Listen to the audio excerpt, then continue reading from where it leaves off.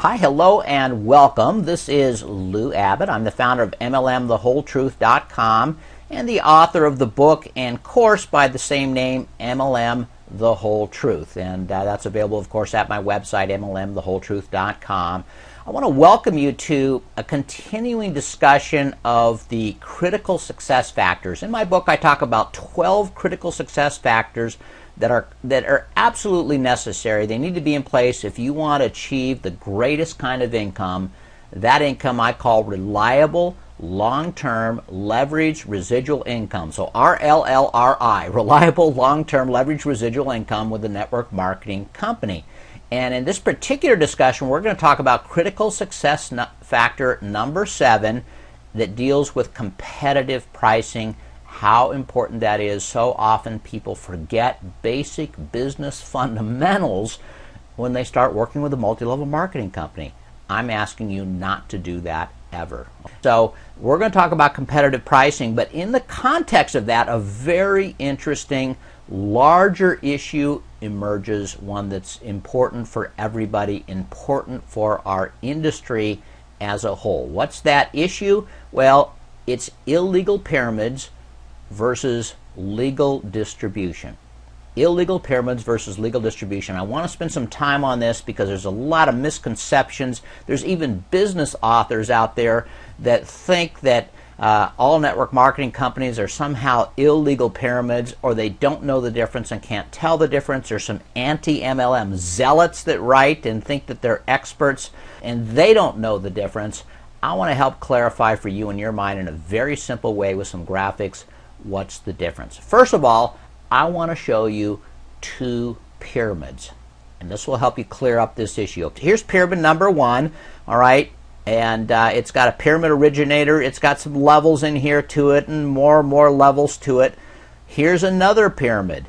This is a picture of a typical manufacturing legal distribution method of products. A manufacturer manufactures the products.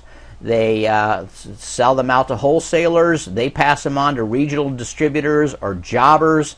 There are retailers out there that put it on. And then, of course, there are customers who buy that product. Now, notice there's nothing wrong with the pyramid shape in and of itself. Most governments are structured in a pyramidal shape. It's a very strong shape in architecture. Nothing wrong with pyramids. They're remarkable entities, right?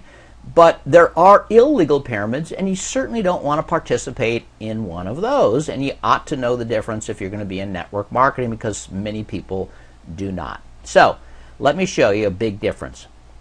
In both these cases, you have dollars that flow from the lower levels up to the higher levels. It happens in legal distribution methods, right? It happens in illegal pyramids. Money flows.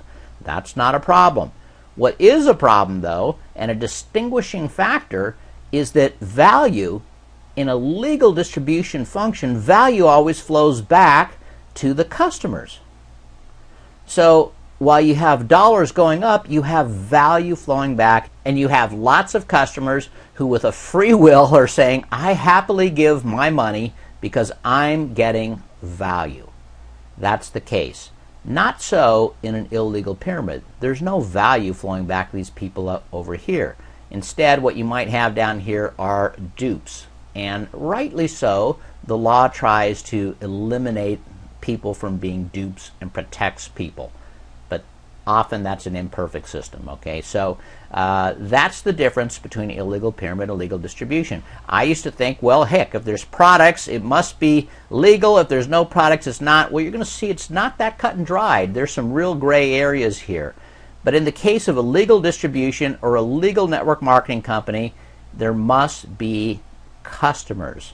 So the first thing you can do if you're looking at a business venture that someone says is a multi-level marketing venture, or they deny it, in either case, the question is, are there some customers? Are there real customers who buy the products or service and even reorder even though they're not part of the comp plan? In other words, it's not an additional motivation. They just think that it's a good value. Good question to ask. What percentage of the sales are to customers? Now, what percent should there be? There isn't a legal definition of that. You know, in many states it's different, but there ought to be a significant percentage of customers who are buying the products even though their main motivation has nothing to do with the compensation plan. If there's not a significant number of customers that are buying the product, the company runs the risk of litigation or being closed down, or perhaps even the principals or the top leaders going to jail. All right, so a typical legal MLM distribution model looks something like this. You do have a manufacturer, you've got an MLM company. Sometimes it's the same. The company manufactures their products, but more often than not, that's not the case.